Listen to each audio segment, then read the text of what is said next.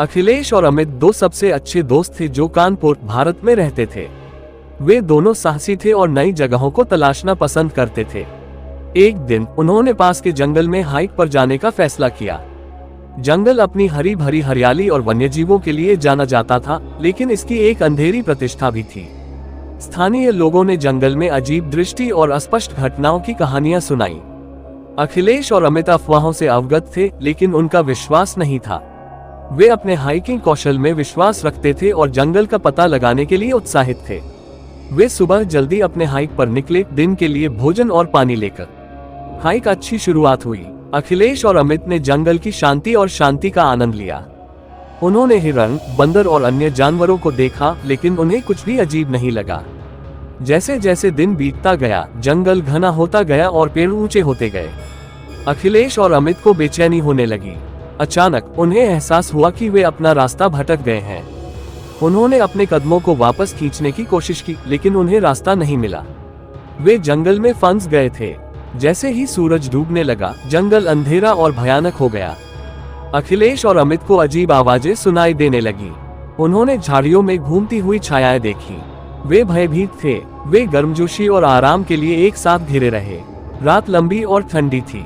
वे लगातार किनारे पर थे, किसी भी ध्वनि या आंदोलन के लिए सुन रहे थे। एक बिंदु पर उन्होंने अंधेरे से एक जोरदार गुर्राना सुना। वे डर से जम गए। गुर्राना करीब करीब आया। अचानक अंधेरे में चमकती हुई लाल आंखें दिखाई दी। एक बड़ा काला तेंदुआ झाड़ियों से निकला।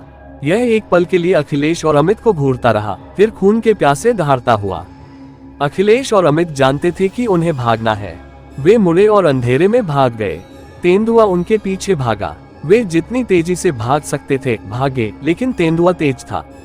यह उन पर हावी हो रहा था। ठीक जब उन्हें लगा कि सारी उम्मीदें खत्म हो गई हैं, तो उन्हें दूरी में एक रोशनी दिखाई दी। वे उसकी ओर दौड़े और जंगल से बाहर एक समाशोधन में दौड़ पड़े। समाशोधन के बीच में एक छोटा सा गांव था। गांव वाले अखिलेश और अमित को देखकर हैरान रह गए।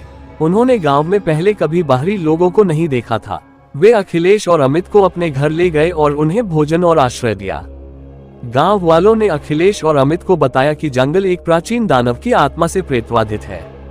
दानव उन यात्रियों पर शिकार करने के लिए जाना जाता था जो जंगल में खो जाते थे। अखिलेश और अमित ग्रामीणों की मदद के लिए आभारी थे। वे गांव में कुछ दिनों तक रुके, जब तक कि वे कानपुर वापस यात्रा करने के लिए पर्याप्त मजबूत नहीं हो गए। वे कानपुर के प्रेतवाधित जंगल में अपने अनुभव को कभी नहीं भूले। यह मृत्यु के साथ एक करीबी मुठभेड़ थी, लेकिन यह उन्हें एक मूल्यवान सबक